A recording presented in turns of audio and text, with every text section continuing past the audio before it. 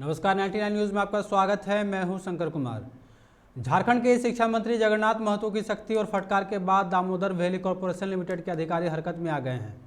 उन्होंने झारखंड सरकार को आश्वासन दिया है कि डीवीसी के कमांड एरिया लगभग 7 जिलों में शनिवार से कोई बिजली कटौती नहीं की जाएगी। पूर्व की तरह ही 6000 मेगावाट बिजली दी जाएगी। अभी लगभग 350 मेगावाट बिजली डीवीसी की तरफ से सप्लाई की जा रही थी। इसके कारण इलाके में 10 से 12 घंटे तक की लोड शेडिंग की जा रही थी। शिक्षा मंत्री ने शुक्रवार को डीवीसी चेयरमैन को इस समस्या के समाधान के लिए रांची बुलाया।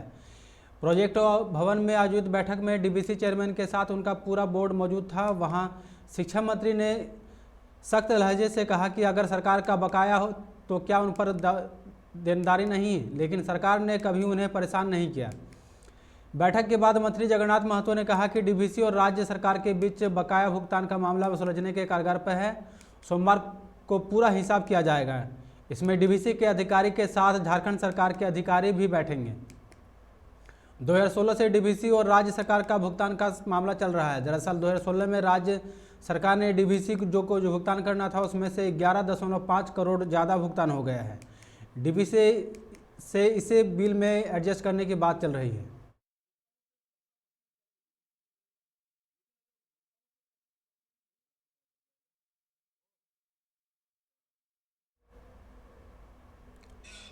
झारखंड में मैट्रिक और इंटर की परीक्षा की तारीख अगले माह 10 फरवरी तक घोषित कर दी जाएगी। झारखंड एकेडमिक काउंसिलिंग यानी जेक के अध्यक्ष की नियुक्ति के बाद इन दोनों परीक्षाओं की तैयारी शुरू कर दी गई है। जानकारी के अनुसार परीक्षा के प्रारूप में बदलाव को लेकर स्कूली शिक्षा एवं साक्षरता विभाग द्वारा प्रस्ताव को अंतिम रूप दे दिया जा रहा है। फरवरी के पहले सप्ताह में इस पर अंतिम निर्णय लिए जाने की संभावना जताई गई है।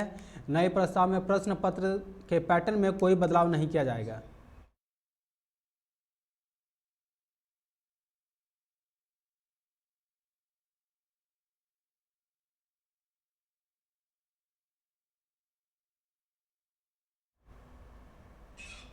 पाकुड़ में चाचा ने अपने नाबालिग भतीजी मर्सिला मरांडी 10 वर्ष और भतीजे बाबूलाल मरांडी 8 वर्ष की निर्मम हत्या कर दी है। हत्या के बाद आरोपी ने दोनों को एक आंख भी फोड़ दिए हैं। इसके बाद शव को गांव के पास ही खलिहान में फेंककर फरार हो गया है। घटना को सूचना मिलने के बाद पुलिस मौके पर पहुंचकर शव को कब्जे में ले ली है। वहीं आरोपी के माता पिता और भाई को हिरासत में लेकर पूछताछ कर रही है। मृतक के परिजनों ने बताया कि शुक्रवार शाम को लगभग 6 बजे दोनों बच्चों को उसके चाचा के साथ देखा गया था। वे उसे अपने घर पर ले जा रहे थे। दोनों रात में भी घर नहीं लौटे। सुबह जब परिजनों को उसका शव दूरी स्थल खलिहान में मिला, इसके बाद पूरे गांव में हंगामा मच गया।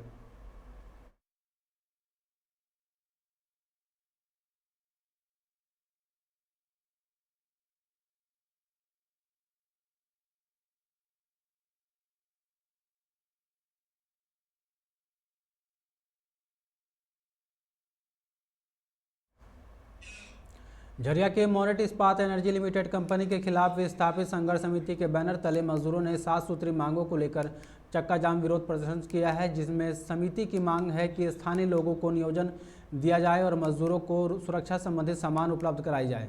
समिति के अध्यक्ष पूनम देवी ने कहा कि प्रबंधक हमारी मांगों पर तत्काल पहल करे, नहीं तो हम लोगों का आंदोलन लगातार जारी रहेगा।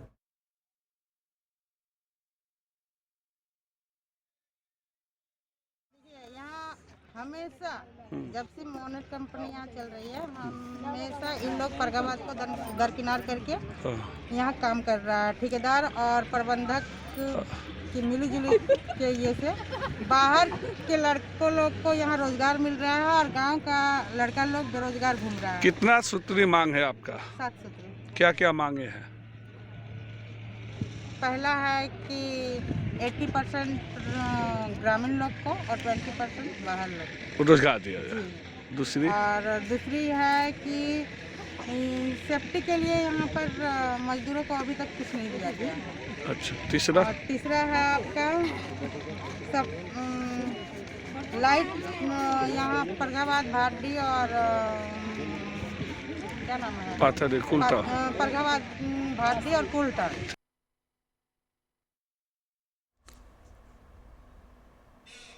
धनबाद में सरस्वती पूजा की तैयारियां जोरों पर है। मां शारदे की पूजा आयोजन को लेकर छात्रों और युवाओं में उत्साह देखते ही बन रहा है।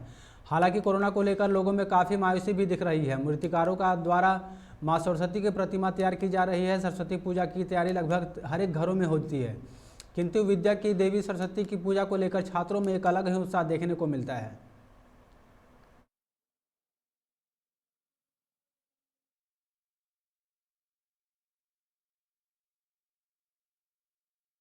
से मूर्ति है जिस हिसाब से हम लोग मूर्ति बना रहे हैं, जिस हिसाब से मेहनत कर रहे हैं, उस हिसाब से हम लोग को मैंने पैसा नहीं मिल रहा है। जैसे 6 फीट का मूर्ति का हम लोग मान लीजिए 6,000 5,000 रुपये बिकना चाहिए, सब 2,000 में बिक रहा है। इसी सरकार से यही मांग है कि हम लोग थोड़ा मदद करें।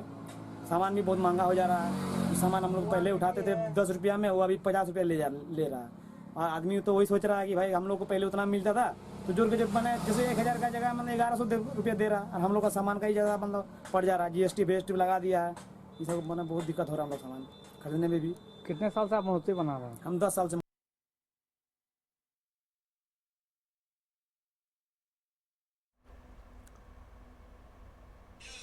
धनबाद के सिटी सेंटर के पास कांग्रेस के जिला अध्यक्ष ब्रजेंद्र प्रसाद सिंह की अध्यक्षता में आज प्रधानमंत्री नरेंद्र मोदी, केंद्रीय ऊर्जा मंत्री का पुतला दहन किया गया। जिला अध्यक्ष ब्रजेंद्र प्रसाद सिंह ने कहा कि भाजपा धरना प्रदर्शन कर लोगों को गुमराह करने का प्रयास कर रही है।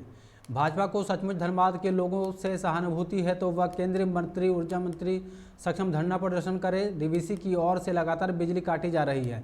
यह सब सोची समझी राजनीति के तहत राज्य सरकार को बदनाम करने का प्रयास किया जा रहा है।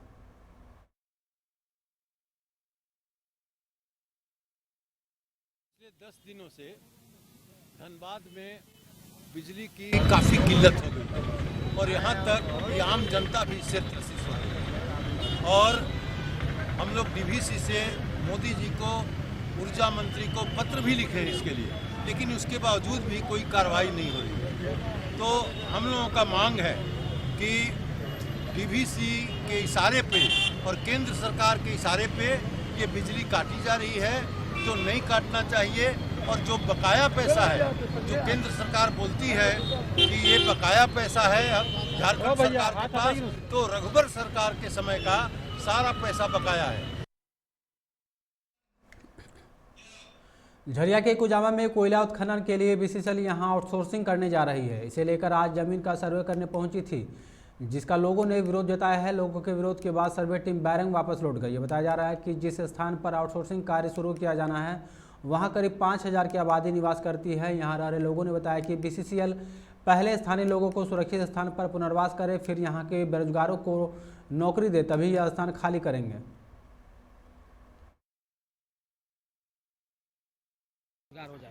पहला तो है कि जो सिको साइडिंग का जो है 254 मजदूर है, 252 मजदूर, उसका तो कोई विकल्प नहीं है, न उसका व्यवस्था। पहले उसका व्यवस्था दिया जाए। दूसरा है कि डिपू धौड़ा में जो लोग विस्थापित, पहले उसे जो विस्थापित करना चाह रहा है पहले उसे पुनर्वास करे, उसके बाद विस्थापन करे। दूसरी बात है कि GRDA का लोग जो घर देता है लेकिन वहाँ झांकने तक नहीं जाता है, इसका पहले रोजगार की व्यवस्था हो। इसका महंगाई भत्ता जो मिलना चाहिए था, जो कि वहाँ पर रट्टा का पैसा दिया जाता है। लोगों को 2 किस्त में, यहाँ बोलता है कि हम 2 किस्त में पैसा देंगे, वहाँ ले जा करके 6 किस्त में पैसा लोग देता है वहाँ बैलगड़िया में। इसलिए पहला है कि यहाँ पर ही सारा चीज़ कबूल हो जाए, उसको पढ़ाई लिखाई उसका सारा व्यवस्था होना चाहिए, तभी लोगों का यहाँ से विस्थापन करना चाहिए, और नहीं तो नहीं करना चाहिए। अगर ऐसा नहीं हुआ तो हम लोग इससे और कड़ी आंदोलन में हम लोग जाएंगे। अभी आउटसोर्सिंग नहीं चल रही है, अभी सर्वे काम चल रहा है। उसमें ग्रामीणों को अपना विस्थापन के संबंध में वार्ता करना था, तो जो नियमानुसार कंपनी का नियम होगा उसके अनुसार विस्थापित किया जाएगा। लोग आंदोलन की चेतावनी दे रहे हैं, बोल रहे हैं कि जब तक पहले आवास मुहैया कराया उसके बाद तो बिना आवास दिए खाली कराया नहीं गया। साइडिंग का क्या स्थिति सर? मजदूर जो बेरोजगार होंगे उन लोग अभी कहना है कि पहले रोजगार दिया है। अभी साइडिंग खाली ही नहीं हो रहा है। जब साइडिंग खाली होगा तो अभी साइडिंग खाली करने को। BCCL के प्रबंधक जो परियोजना पदाधिकारी KK सिंह के द्वारा जो आज हम लोग को जो यहाँ बैठक में बुलाया गया, यह बैठक इस बात के लिए बुलाया गया था कि जो कुजामा आउटसोर्सिंग चालू किया जा रहा है, तो कुजामा आउटसोर्सिंग चालू जो किया जा रहा है, तो इसमें ऐसे स्थान पे मैंने ये काम चालू करा जो घना आबादी है, और जो घना आबादी है ना गरीब लोगों को घर मिला है, ना रोजगार मिला है, और वहाँ पे काम चालू कर रहा है, तो जिसका हम लोग यहाँ के आसपास के गांव के लोग, बस्ती के लोग इकट्ठा होकर के इसका हम लोग विरोध कर रहे हैं। और हम लोग यह मांग करते हैं कि जो हम लोग का जो समस्या है उस समस्या को समाधान करके आप काम चालू कीजिए। वेतन नहीं मिलने से पोषण सखियों की बदहाली किसी से छुपी नहीं है, लेकिन धनबाद की भोली ए ब्लॉक सेक्टर 5 की रहने वाले प्रिया कुमारी जो एक पोषण सखी है, वो पिछले 11 महीने से तिल तिल तड़प रही है। दरअसल प्रिया कुमारी घर में खाना बनाने के दौरान जल गई थी, जिससे उनका आधा शरीर झुलस गया है, लेकिन आर्थिक तंगी के कारण वो ठीक से इलाज करा पाने में असमर्थ है। प्रिया कुमारी का कहना है कि 9 महीने से उनका वेतन नहीं मिला है, जिसके कारण वो इस बदहाली में है। उन्होंने सरकार से मदद और वेतन भुगतान की गुहार लगाई है ताकि वो अपना इलाज करा सके। धनबाद जिले से घर में किस काम की वजह से आग लग गई है, जो हम असमर्थ हैं यहाँ पे इलाज कराने के लिए। पैसा हमारे पास है नहीं, सरकार हमें पैसा दे नहीं रही है। करीब 11 मंथ हो गया है, पैसे के अभाव में यहाँ से में आई है। इस इलाज सुव्यवस्थित ढंग से पैसे के अभाव में नहीं हो पा रहा है। मेरे पास पैसे नहीं है। सवाल उठता है कि पैसे के चलते इसकी जान भी जा सकती है। सरकार उधर इसकी सैलरी पर, वेतन पर कोई ध्यान नहीं दे रही है। बच्चे भूखे मर रहे हैं, इसका इलाज कहाँ तक होगा। मैं खासकर सरकार से कहूँगा कि तमाम बिंदुओं पर ध्यान देते हुए विलम्ब से विलम्ब पोषण सखी की भुगतान करने का कष्ट करना ताकि और अन्य पोषण सखी की ज़िंदगी बच सके। धन्यवाद। अब मरीज के कौन हुए? मैं मरीज के पिताजी हूँ। निरसा के ग्यारकुंड में झारखंड मुक्ति मोर्चा के लोगों ने ऊर्जा मंत्री और डीवीसी प्रबंधक का पुतला दहन किया।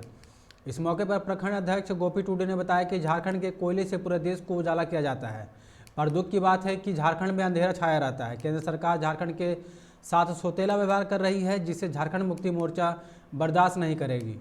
उन्होंने यह भी बताया कि जरूरत पड़ने पर प्रखंड कार्यालय का घेराव किया जाएगा, साथ ही पंचायत और मैथन का बिजली उत्पादन ठप कर दिया जाएगा।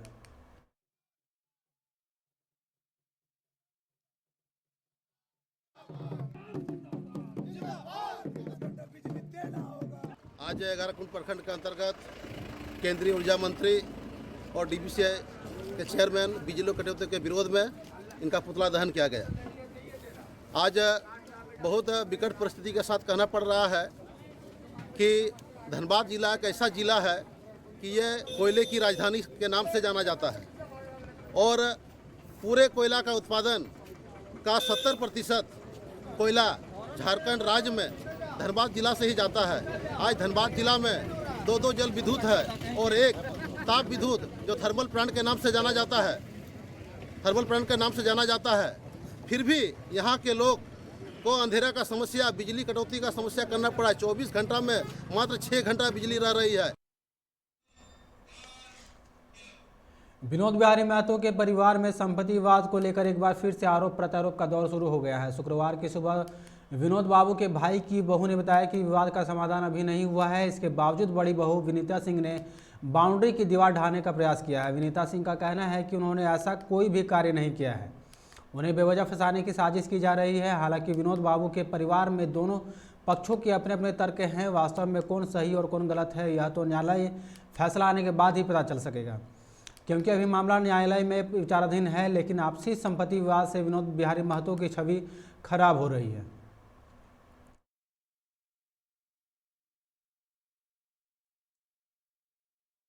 सुनाई पड़ी। सुबह हथौड़े की आवाज़ सुन के ऐसे तो बाहर तोड़फोड़ चल ही रहा है। ये विनीता सिंह बहुत दिनों से इस प्रॉपर्टी पे नज़र गड़ाई हुई है।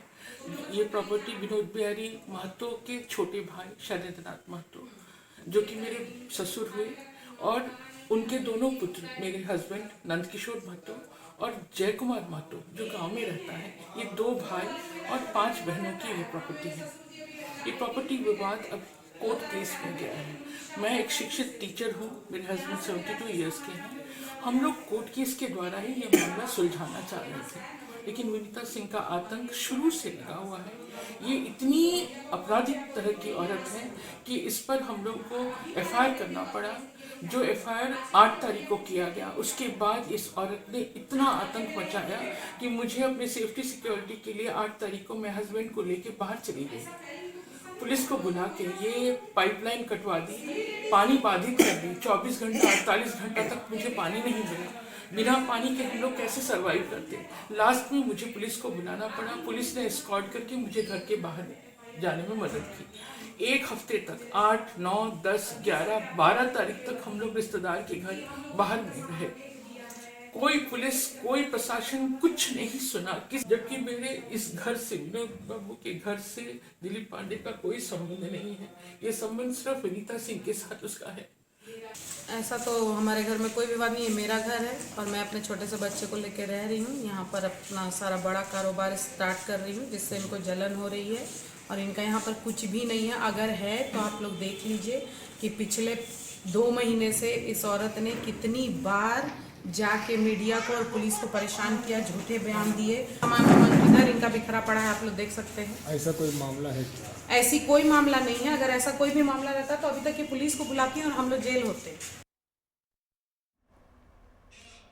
धनबाद के कुसुम विहार में गोवा से आया एक ट्रेलर जिस पर लोडर मशीन लोड है, वह देर रात से ही वहां फंस गया है। गाड़ी के चालक ने बताया कि वो रात में इस रास्ते से गुजर रहे थे, तभी मनोरोग विशेषज्ञ डॉक्टर संजय के घर के पास लगे बोर्ड से उनकी गाड़ी टकरा गई, जिससे उनके घर के पास लगा बोर्ड क्षतिग्रस्त हो गया, जिसके बदले में वो लोग उनसे 25,000 रुपये मांग रहे थे। लेकिन ना ही गाड़ी के मालिक को और जिसका सामान है वो इसके लिए कोई पहल कर रहे हैं। घटना की सूचना पाकर रात में पुलिस भी आई थी।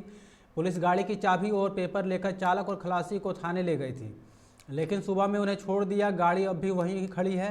चालक का कहना है कि वह 6,000 रुपये में कोलकाता से धनबाद डिलीवरी लेकर पहुंचे हैं। उनके पास 25,000 रुपये नहीं है, वो कहां से चुकाएंगे।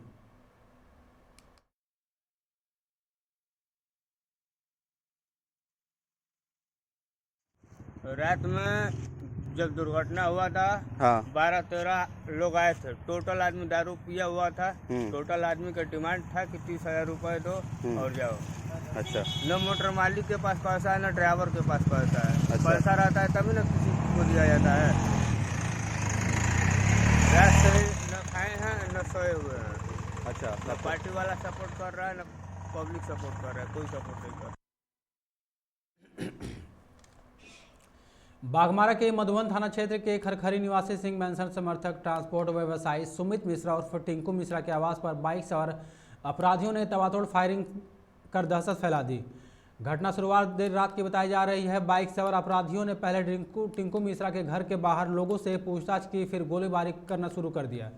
घटना के बाद लोगों ने जुटने पर अपराधी भागने के क्रम में अपना बाइक घटनास्थल पर ही छोड़ भागे।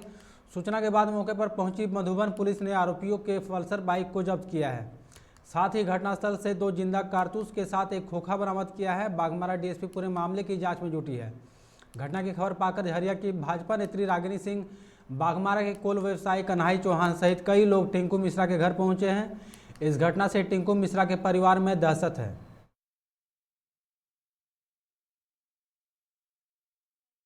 घटना है ये, एक मधुबन में एक ट्रांसपोर्टर है, टिंकू मिश्रा इनको कहते हैं लोग, और सुमित मिश्रा इनका नाम है। और इनके घर के बाहर 2 लोग बाइक से आकर के फायरिंग करके गए हैं। तो अभी तक हम लोग को उसमें छानबीन कर रहे हैं और जैसा आगे वो पता चलेगा उसके बाद आगे की कार्रवाई की जाएगी। FIR अभी हम लोग ले लेंगे इनसे। क्या लगता है? अभी तक तो इंटेंशन का कुछ पता नहीं चल पाया है, क्योंकि जैसा कि वादी का भी कहना है कि उनके किसी के साथ ना ही कोई जाति दुश्मनी है और ना ही उनको किसी तरह का थ्रेट अभी तक दिया गया है।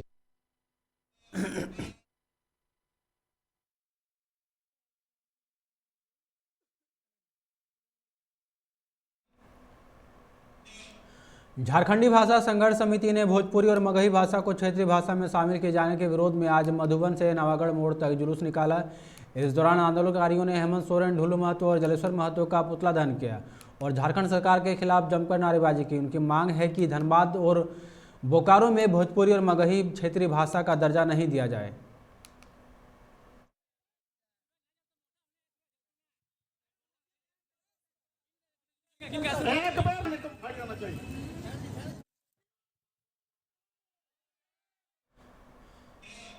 तीसरे के झामुमो नेता मोहम्मद मुनीबुद्दीन और प्रखंड अध्यक्ष रिंकू बंडवाल ने तीसरी बैंक ऑफ इंडिया के मैनेजर पर बदसलूकी का आरोप लगाया है। उन्होंने बताया कि उन्हें सूचना मिली थी कि बच्चों के खाता खोलने का फॉर्म बैंक की बजाय बाहरी दुकान में 22 रुपये में बिक रही है।